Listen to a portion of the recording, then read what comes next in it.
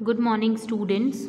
Today we are going to start our new lesson और sequence के according आपकी book के अंदर चैप्टर नंबर 11 है और अपन जो चैप्टर पढ़ने वाले हैं the name of the chapter is depreciation. ठीक है, अपन कौन सा चैप्टर पढ़ने वाले हैं? डिप्रिसिएशन। अभी से पहले आपने कई बार ये वर्ड सुना होगा और अपन इसको हमेशा डेबिट करते थे जब जनरल एंट्री बनाते थे। अब अपन पढ़ते हैं डिप्रिसिएशन क्या होता है, इसकी कैसे अकाउंटिंग करती है। तो थ्योरी के अंदर मैं आपको कुछ बेसिक पॉइंट्स बता देती हूँ सो दैट अपन प्रैक्टिकली उनको पॉसिबल कर पाएँ। उनको पॉसिबली अपन को अच्छे से अगर प्रैक्टिकल करना है तो थोड़ा बेसिक थ्योरी मैं आपको एक्सप्लेन करती हूँ। तो what is the meaning of the term depreciation? Depreciation होता क्या है? तो if in simple words we can say कि that depreciation means reduction in value of an assets. ठीक है, if you have an assets, अगर आपके पास कोई असेट्स होता है और उसकी वैल्यू जो है वो अगर रिड्यूस्ड हो जाती है, it would be known as depreciation. अब हमारे पास अगर असेट्स है तो उसकी वैल्यू रिड्यूस क्यों होती है, आप ये सोचिए। जस्ट अज्यूम मैंने पेंसिल परचेज की, this is an assets for me. ये मेरे लिए क्या था? असेट्स था, है अभी भी असेट्स है, क्योंकि मैं एक स्टूडेंट हूँ, मैं एक टीचर हूँ, तो मुझे पेंसिल असेट्स का काम करती है मेरे लिए। ठीक है, अब क्या हो रहा है, मैं इस पेंसिल को रोज़ यूज़ कर रही हूँ तो कहीं कहीं पे इस पर क्या हो रहा है, मार्क्स कम होते जा रहे हैं, या फिर इसका जो कलर है थोड़ा सा लाइट हो रहा है, थोड़ा सा इसका रबर छोटा हो रहा है, मीन्स कुछ ना कुछ रीज़न है। तो due to its continuous use अपन क्या कर रहे हैं, उसको यूज़ कर रहे हैं। दैट पर्टिकुलर यूज़ के कारण या अपन उसको यूज़ कर रहे हैं तो उसका अपन बात कर सकते हैं कि फिजिकली उसका क्या हो रहा है, यूज़ हो रहा है। तो due to that reason its value is going to decrease, इसलिए इसकी वैल्यू जो हो रही है वो क्या हो रही है, कम हो रही है। Due to physical wear and tear, आपने ये वर्ड पढ़ेंगे जब आप डेफिनेशन पढ़ेंगे। तो due to physical wear and tear, ठीक है, हमने असेट्स को लिया है तो उसको हमने यूज़ किया है, वेयर किया है, या उसके अंदर कुछ ना कुछ रिडक्शन हुआ है, इस कारण से हम क्या चार्ज करने वाले, डिप्रिसिएशन। तो what would be the effect of depreciation? अगर मान लो कोई असेट्स है तो उसका क्या इफेक्ट होता है, डिप्रिसिएशन का क्या इफेक्ट होता है उस असेट पे? तो वी कैन से कि it reduces the value of an assets. Mean simply we can say कि असेट्स कि जो भी वैल्यू होती है वो क्या हो जाती है, रिड्यूस हो जाती है या डिक्रीज हो जाती है। जस्ट अज्यूम मैंने 10,000 का कोई असेट्स परचेज किया, कितने रुपए का करा, 10,000 का। अब मुझे पता है कि अब जब मैं इसको 3 साल के बाद या मान लो 5 ईयर्स के बाद, कितने ईयर्स के बाद, 5 ईयर्स के बाद, तो 5 ईयर्स के बाद मैं मार्केट में देने जाऊँगी तो क्या मुझे 10,000 मिलेंगे क्या? नो। आप लोगों को ये तो पता है कि उसको हमको कुछ ना कुछ कम पैसे मिलेंगे, यानी या तो 5,000 रुपीज़ मिल सकते हैं या 4,000 रुपीज़ मिल सकते हैं, कुछ भी मिला।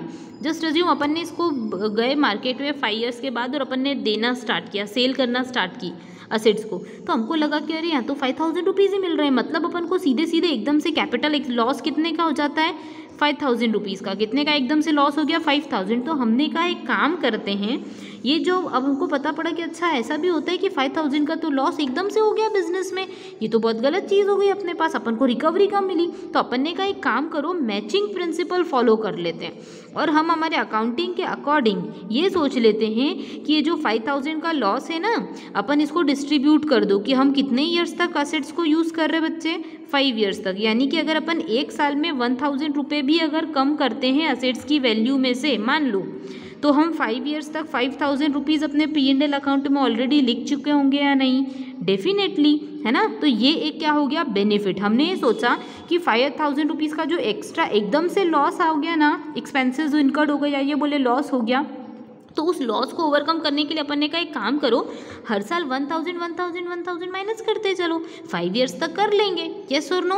तो इसलिए अपन ने सोचा कि एकदम से लॉस हो जाता है तो अपन ने कहा एक काम करते हैं, छोटा छोटा अमाउंट स्पेसिफिक अपन डिसाइड कर लेते हैं और उसको रिड्यूस करते रहेंगे। तो एंड ये जब भी अपन को असेट्स को सोल्व करने के लिए जाएंगे तो उस टाइम पे अपन को हमेशा ऐसा लगेगा कि चलो ठीक है, थोड़ा सा कॉम्पनसेटरी लॉस हुआ है, ज़्यादा नहीं तो कम लॉस हो जाएगा, थोड़ा सा लॉस हो जाएगा। ठीक है, अपन ने ये चीज़ फॉलो करने के बारे में सोचा, तो अपने पास कॉन्सेप्ट आ गया किसका, डेप्रीसिएशन का। तो अब अपन को डेप्रीसिएशन चार्ज करना पड़ता है। अब आप सोचो, अगर अपन डेप्रीसिएशन चार्ज करेंगे तो अपना एक्सपेंसेस इनकर्ड हो रहा है, या ये बोलूँ कि रिडक्शन हो रहा है अपने असेट्स की वैल्यू में, तो ये लॉस क्रिएट करता है। तो डेप्रीसिएशन को बाय डिफॉल्ट अपन क्या करते हैं, डेबिट, इससे असेट्स की वैल्यू क्या हो जाती है, reduce. So what would be the general entry for that? आपको पहले उसकी केस के अंदर जनरल एंट्री सीखनी पड़ेगी कि ऐसी कंडीशंस के अंदर क्या जर्नल एंट्री हम पास करते हैं। ठीक है, तो सबसे पहले हम स्टार्टिंग करते हैं, मैं आपको एंट्रीज बता देती हूँ। जनरली इस चैप्टर के अंदर तो आपको वो बनाना है, लेजर बनाना है, बट उसके पहले आपको जर्नल पता होनी चाहिए। तो फर्स्ट एंट्री, अगर आपने कोई असेट्स को एक्वायर किया है, या सिंपल वर्ड्स में बोलूँ कि अगर if you had purchased an assets, अगर आपने असेट्स परचेज किया तो what would be the general entry for that particular procurement of your assets. General entry क्या हो जाएगी, जो भी असेट्स आया है वो क्या हो जाएगा, डेबिट, यानी जनरल एंट्री हो जाएगी assets account debit to cash account. Simple, अगर हमने कैश में मशीनरी परचेज की, जस्ट अज्यूम एक मन से क्वेश्चन बनाती हूँ कि you had just purchase a machinery of ₹50,000, आपने कितने की मशीनरी परचेज की, 50,000, तो आप क्या कर दोगे, मशीन परचेज कर लोगे असेट्स अकाउंट डेबिट, या ये बोल दूं कि machinery account debit to cash account. मैंने अब असेट्स लिख लिया है तो मैं उसको रेक्टिफाई नहीं कर ही देती हूँ, 1 मिनट रुक जाओ। अब अपन एंट्री बना लेते हैं, machinery account debit to cash account, yes और नो, ये चीज़ आपको समझ में आ गई। मशीनरी क्या हो गई, डेबिट हो गई, ये तो हो गया। अब क्वेश्चन ने आपको बोला कि हर साल आपको 5,000 रुपीज़ डेप्रीसिएशन चार्ज करना है, क्या करना है, डेप्रीसिएशन, ठीक है। उन्होंने बोला कि 5,000 रुपीज़ आपको क्या करना है, डेप्रीसिएशन चार्ज करना है। जस्ट अज्यूम क्वेश्चन ने आपको बोल दिया कि डेप्रीसिएशन चार्ज करो। अब अपन को क्या करना पड़ेगा, जब अपन ने असेट्स को परचेस किया तो अपन ने एंट्री बनाई और यहाँ पे नरेशन क्या लिख दिया, being machinery purchased. Simple words के अंदर कोई दिक्कत तो नहीं होगी इसमें। सेकेंड, जब भी अपन को डेप्रीसिएशन चार्ज करना होता है तो what would be the entry for depreciation charge. तो अब एक बात बताओ, इससे आपके असेट्स डिक्रीज होंगे कि नहीं, डेफिनेटली। तो जब असेट्स इंक्रीज हुए तो डेबिट हुए, असेट्स डिक्रीज होंगे तो क्या होंगे, क्रेडिट, यानी कि अपन को मशीनरी अकाउंट को क्या करना पड़ेगा, क्रेडिट। तो अब डेबिट क्या करेंगे, डेबिट करेंगे अपन डेप्रीसिएशन, क्योंकि वो अपने लिए लॉस है। क्यों हो रहे असेट्स डिक्रीज, तो ड्यू टू डेप्रीसिएशन। तो जनरल एंट्री क्या हो जाएगी, मैं बेटा DEP करके ऊपर एन लिख रही हूँ, यानी कि ये डेप्रीसिएशन की बात कर रही हूँ मैं। Depreciation account debit to machinery account, yes और नो। ये हमने क्या कर दिया, डेप्रीसिएशन चार्ज, तो लिख देते हैं चार्ज्ड डेप्रीसिएशन, येस और नो। अब बात करते हैं थर्ड केस में। थर्ड केस में एंट्री क्या होगी, तो हमने मशीनरी को तो कम कर दिया, कोई दिक्कत नहीं, बट ये जो डेप्रीसिएशन एक तरीके से अपने लिए असेट्स का रिडक्शन है, लॉस है, तो ये ईयर एंड पे कहाँ चला जाता है, P&L में। काय में चला जाता है, P&L में चला जाता है। तो अब अपन क्या करेंगे, डेप्रीसिएशन अभी क्या था, डेबिट, अब क्या हो जाएगा, क्रेडिट। तो जर्नल एंट्री अपन लिख देते हैं, अब डेप्रीसिएशन को क्या करेंगे अपन, क्रेडिट, तो डेबिट क्या करना पड़ेगा, P&L, तो लिख देते हैं अपन statement of P&L account debit to depreciation account. Hope you got it, ये चीज़ आपको समझ आ गई। एक चीज़ याद रखिएगा कि डेप्रीसिएशन जब भी चार्ज होता है काय पे होता है, ईयर एंड पे, और ये चीज़ भी काय पे चार्ज होती है, ईयर एंड पे चार्ज होती है, ठीक है। डेप्रीसिएशन को अपन मशीनरी पे या किसी भी एसेट्स पे चार्ज करेंगे तो ईयर एंड पे करेंगे, प्लस स्टेटमेंट ऑफ P&L में जो डेप्रीसिएशन डालेंगे वो भी ईयर एंड पे डालेंगे। तो ये दोनों एंट्री ईयर एंड पे होगी और जितने टाइम पीरियड अपन एसेट्स यूज़ करा उसके लिए लगाएंगे। नेक्स्ट, ये एंट्री तब होगी जब अपन असेट्स परचेस करेंगे। तो यहाँ पे आपने नरेशन लिख दिया चार्ज डेप्रीसिएशन, यहाँ पे लिख दीजिए transfer depreciation to P&L account, या फिर डेप्रीसिएशन चार्ज टू P&L, आप ये भी लिख सकते हैं आपके अकॉर्डिंग, ठीक है।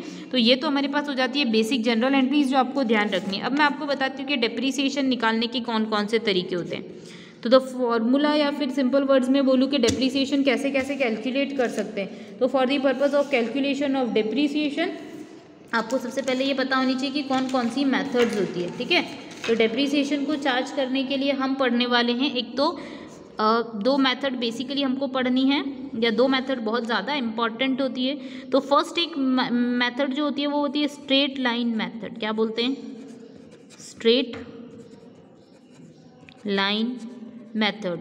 और सिंपल वर्ड्स में अपन इसको ये भी बोल सकते हैं कि फिक्स्ड इंस्टॉलमेंट मेथड। क्या बोल सकते हैं सिंपल वर्ड्स में, फिक्स्ड इंस्टॉलमेंट मेथड, यानी कि एक स्पेसिफिक अमाउंट आपको हर साल डिडक्ट करते जाना है। इसका भी फॉर्मूला होता है। Next would be your WDV, इसको मैं फुल फॉर्म लिखती हूँ, return down value method. WDV हम शॉर्ट में बोलते हैं, आप जैसे स्ट्रेट लाइन मेथड को अपन शॉर्ट में क्या बोलेंगे, SLM। तो WDV को लॉन्ग में क्या बोलेंगे, return down value method, that's it. या फिर आप इसको क्या बोल सकते हो, रिड्यूसिंग बैलेंस मेथड। क्या बोल सकते हो, रिड्यूसिंग बैलेंस मेथड। मतलब बहुत सारे नाम होते हैं, हमको सिर्फ ध्यान रखना है कि एक अलग अलग तरीके होते हैं चार्ज करने के डेप्रीसिएशन। तो SLM में क्या होता है, तो SLM बोलो, फिक्स्ड इंस्टॉलमेंट बोलो, there would be a fixed amount, ठीक है। एक क्या हो जाती है आपके पास, फिक्स्ड अमाउंट हो जाती है, there would be a fixed amount which you need to depreciate, या फिर एक फिक्स्ड वैल्यू आ जाती है हमारे पास, क्या आ जाती है, एक फिक्स्ड अमाउंट या फिक्स्ड वैल्यू आ जाती है, उसी को अपन को हर ईयर चार्ज करना है, हर ईयर क्या करना है, चार्ज करना है। तो इसका फॉर्मूला ध्यान रखिए बेटा, फिक्स्ड इंस्टॉलमेंट मेथड के अंदर जो फॉर्मूला होता है वो अपन को सीखना पड़ेगा। तो यहाँ पे एक फिक्स्ड अमाउंट, जैसे मैंने अभी प्रीवियस क्वेश्चन में बोला ना 5000 डेप्रीसिएशन चार्ज करना है, तो हर साल आपको 5000 ही चार्ज करना पड़ेगा, आपको कोई दिक्कत नहीं आएगी, एक बार अमाउंट निकाल दो और हमेशा वही चार्ज करते रहो, ये मेथड होती है। नेक्स्ट हम बात कर सकते हैं WDV मेथड की। तो अगर अपन WDV मेथड की बात करते हैं यानी रिटर्न डाउन वैल्यू मेथड, तो इसके अंदर क्या होता है, आपको देखना पड़ता है कि depreciation is charge on balanced value of an assets, यानी कि ऑफ एन असेट्स, ठीक है। अगर ईयर एंड पे हमारे पास क्या बैलेंस बच रहा है, मान लो हमने असेट्स परचेज किया 10,000 का, ठीक है, तो आज हमारे पास बैलेंस कितना है ईयर एंड पे 10,000, तो इस पर आप क्या कर दो, मान लो 10% डेप्रीसिएशन लगाना है, जस्ट अज्यूम 10% मैं बोल देती हूँ, 10,000 का असेट्स है तो 10% डेप्रीसिएशन लगाना है, तो आपके पास कितने रुपये बन जाते हैं, 1000। अब फर्स्ट ईयर एंड होने के बाद सेकेंड ईयर में आपका पास जो बैलेंस होगा उस बैलेंस के ऊपर आपको क्या करना पड़ेगा, depreciation charge. Hope you got it. तो यहाँ पे हमको ध्यान रखना है कि the depreciation would be different, ठीक है, हर ईयर में डेप्रीसिएशन का अमाउंट क्या होता है, डिफरेंट होता है, but there would be the constant amount for depreciation. यहाँ पे डेप्रीसिएशन का अमाउंट क्या हो जाता है, कांस्टेंट, पर यहाँ पे चेंज होता रहता है। होप यू गॉट इट, ये चीज़ आपको समझ में आई होगी। अब अपन बेटा इससे रिलेटेड जो प्रैक्टिकल क्वेश्चन है वो नेक्स्ट वीडियो में सीखेंगे। अभी अपन ने सिर्फ ये सीखा, ये मेथड्स होती हैं, इनका कैलकुलेशन वैल्यूएशन कैसे करते हैं ये अपन नेक्स्ट वीडियो में सीखेंगे। Thank you.